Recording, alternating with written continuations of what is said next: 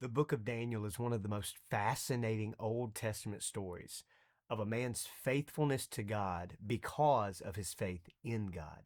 So the setting of Daniel takes place as we approach the very beginning.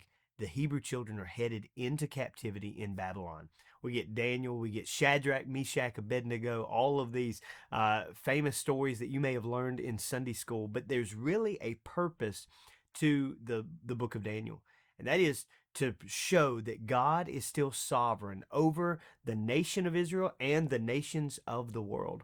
And he's going to use Daniel as a man who purposed in his heart, or as verse 8 in chapter 1 puts it, made up his mind not to defile himself.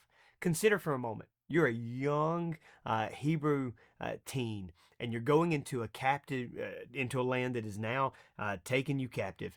You would have every excuse not to listen to God. But as a young teenager, Daniel makes up his mind to follow God. And because of that, the book of Daniel relays for us purpose, it relays for us persecution, but it relates for us praise. That the book of Daniel really is a worshipful book. What we find in the first 6 chapters, we find the story of God's hand throughout Daniel, the story of Nebuchadnezzar, and the turn of events that take place in his life, being humbled to the point of even eating grass like a beast in the field.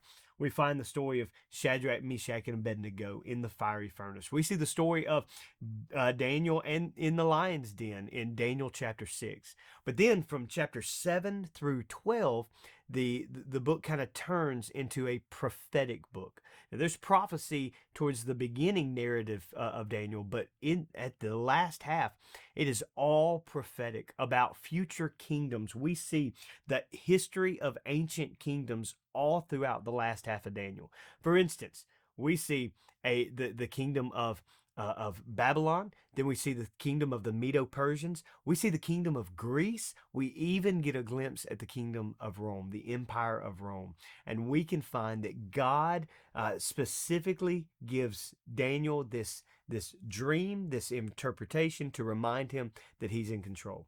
We see Daniel's heart for prayer and fasting, that he would confess before God, we are sinful people, and wanted to make sure that they returned back to God as a nation. We see the importance not only of prayer and spiritual warfare, but the eternal kingdom of Jesus Christ.